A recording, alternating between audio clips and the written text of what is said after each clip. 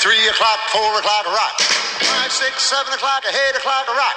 9, 10, 11 o'clock, 12 o'clock, rock. We're going to rock around the clock tonight. Hey, glad, glad, join behind. We'll have some fun when the time's... Okay, we got the frame disassembled. And the first task I'm going to tackle is getting the hub adapted to this thru-hub swing arm rear axle arrangement. I've decided to go with this Alfine 8-speed internal gear hub to avoid using a derailleur, which they always break off, and the chain line sucks, and you can't use a heavy chain because it has to be really flexible when you use a cassette. The Alfine has stood up to 1600 watts for us just fine, 4,000 miles and counting. And we're going to push it now to, what, 2,600 watts or something like that, maybe 3,000. So we might blow this thing up, but the other options, the roll-off or the other hub, is just too much money. So we're going to try to make this work. That's basically a $220 hub, and it's a Shimano product, which is good stuff. So let's get to it. Okay, first we've got to cut out these threads for the through axle, because I want a straight through 12mm hole. And the next best English bit is 15/32, which is extremely close to 12mm. So we're going to use the upper 12mm hole as a guide. We've got a little aluminum magic here, and we're going to drill out these threads and permanently ruin this through hub.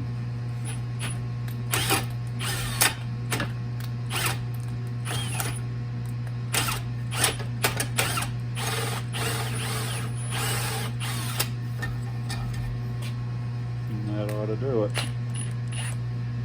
Go a little deeper here, make sure we're all the way through. That's true. So now we've got a 12mm hole original, and instead of the threads, we got a 12mm hole here, which is snug, which is okay. We want that to be snug. You can always make it a little bigger. Okay, these Shimano hubs come just like this. That's all you get, okay? You can get, this is the disc brake model. This adapts to a disc brake adapter. And this is the shift side. And you need to order a small parts kit, it's called, which comes with the shifter mechanism and usually a pair of these anti-spin washers, basically.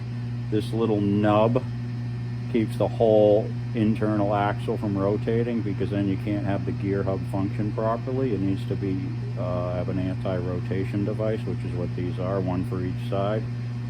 And usually we get a pair of the nuts to hold it on. So this kit happens to have some other alternative for other dropouts, but this is the most typical setup for vertical dropouts, which I'm going to be using. There's a little learning curve on these Alfine hubs, but and you need a shifter too, which it does not come with. And basically a trigger shifter is what you use for the 8 speeds on the handlebar with a single cable. We'll do more about that stuff later, but we just got to get this mounted first. Okay, we're going to need a 3/8 slot for those anti-rotation washers.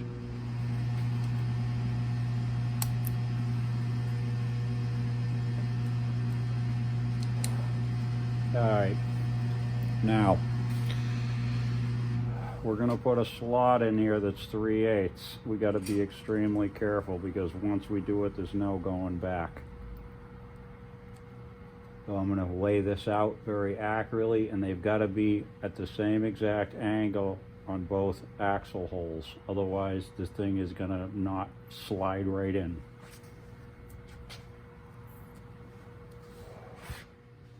All right, Alright, we got this set up on the Bridgeport.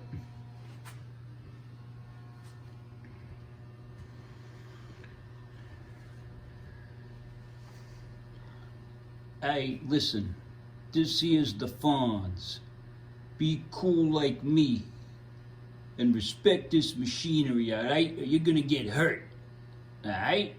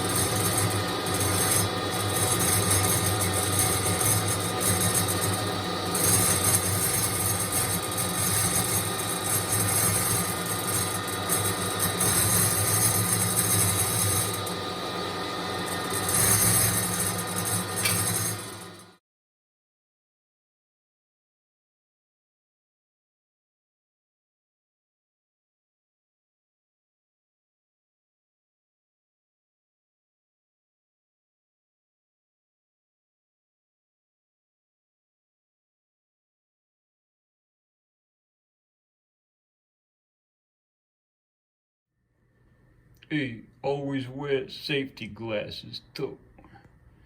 Hey. Alright, so there we go. 3/8 slotted out, went fairly successfully. Okay, so I just did a little cleaning up with the files. I chamfered the corner so the axle will slide in better. And basically, that's what we want right there. So that will keep it from rotating. And the axle's basically going to go in from the inside. Alright, so here's our Alfine hub with the 2 spacers or the anti-spin washers. So that's how the wheel's going to go on, by sliding this in, and those 2 lock washers engage and stop the axle from rotating, and also here. Okay, and we need a way to squish this whole swing arm together to hold the axle and the wheel on. So what we're going to do is take this socket headed bolt, 12mm bolt. We're going to cut it off about here, and then we're going to drill a hole and tap it to this thread, which is 3/8 26. Then we'll be able to thread this hollow bolt over the threads, which we have about 330 seconds or so of material, which is plenty. And it's going to basically pull on this bolt, push against this swing arm surface, and suck the whole thing together. So we'll basically cut this off here, and this will become a hollow nut bolt, and it will thread onto the axle, and we'll be able to engage this whole section of threads, which is plenty to hold it all together. Okay, I'm getting ready to cut this socket bolt off. We gotta figure out how long we want it to be. All right. So what I'm gonna do is use my dial indicator with depth gauge, and I'm gonna use 2 washers underneath the head of that bolt. So basically, I've already set this up, and I need a little bit of clearance because when that bolt tightens down, you do not want it to touch that blue spacer, otherwise it won't clamp the whole thing together. So I got about, it's kind of hard to see there, but I got about 20 thousandths, 30 thousandths, which isn't bad. And I want to make sure I have plenty of thread engagement in this area.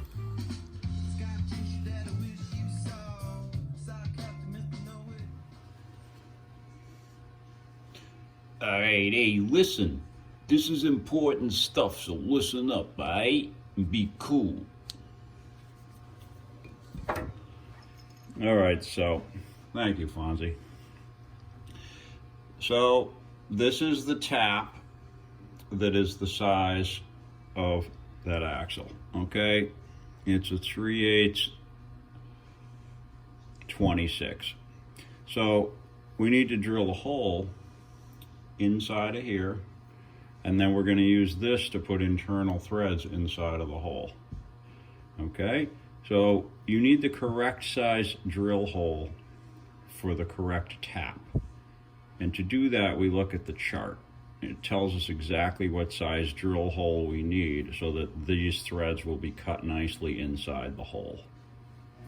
Okay, this is one way you can find the correct drill size. There's a tap chart on the drill bit case. I'm sure you can find this on the internet. But we got 3/8, 16, which is national coarse threads, which we do not want.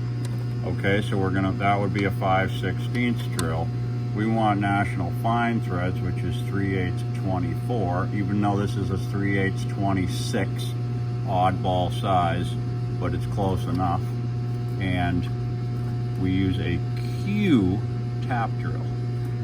Okay, and this is a complete set, so it has numbered drills, 1 through 60.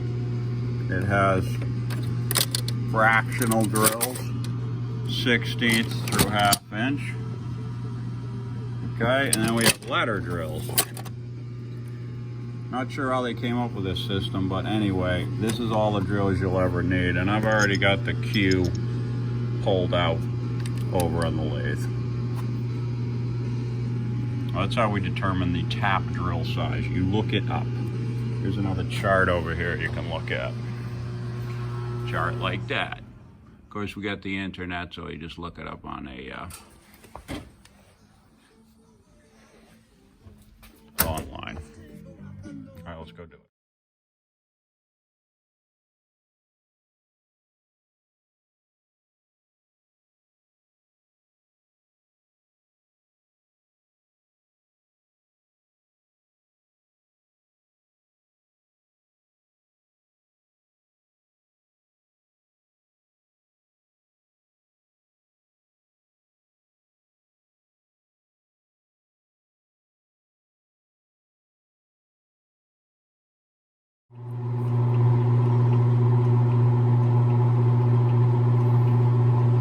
All right, we got all the way through.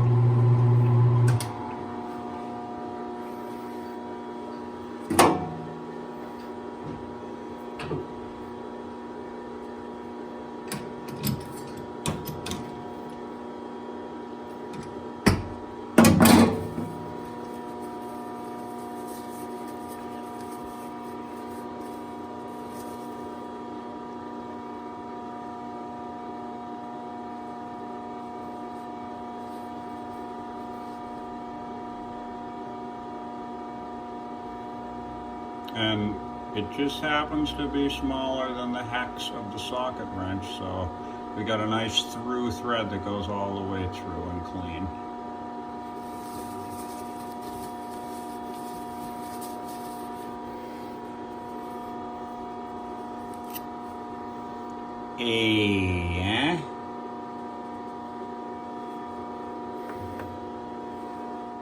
Just thought you might find this interesting. In the old days, before internet and calculators and so on, machinists had books like this.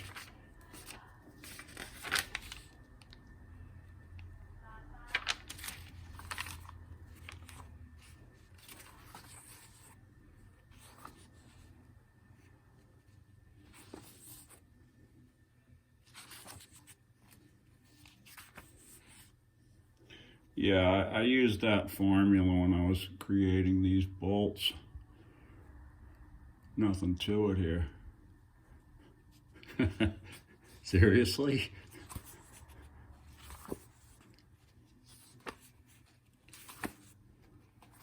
An awful lot of information in here. I guess it might all be on the internet now, but I bet some of it isn't. Handy to have. Alright, so now we got these two things made. I made the other one. Alright, we got a couple washers I planned on using. Alright, so that thread goes over the bolt and fits in the 12mm hole, hopefully.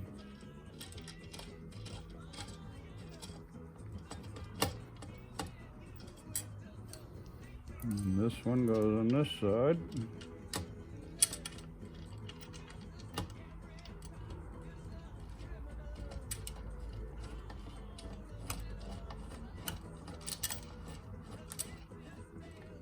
Right, and it's locking it in because we have a 12mm round hole and only a 3/8 slot there. So the thing, once this nut is put over the axle, it's too fat to come out the dropout, which I suppose is kind of a safety feature. Added bonus to this, but unintended added bonus. Basically, there's the deal. These tighten up, suck in.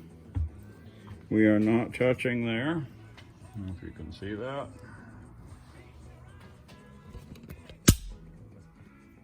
There's our margin of error for when these teeth dig in here. And you know the aluminum gets mangled and all that the more times you ride. So we get some adjustment there when it does dig in. It still won't bottom out on the washer.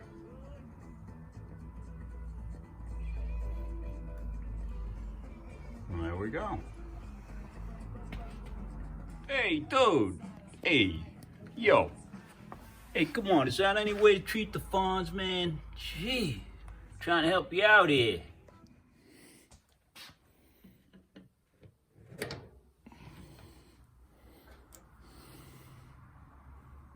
Lube these up plenty. Stainless steel loves to spall and lock up. So make sure you use lube on everything and the threads and all that.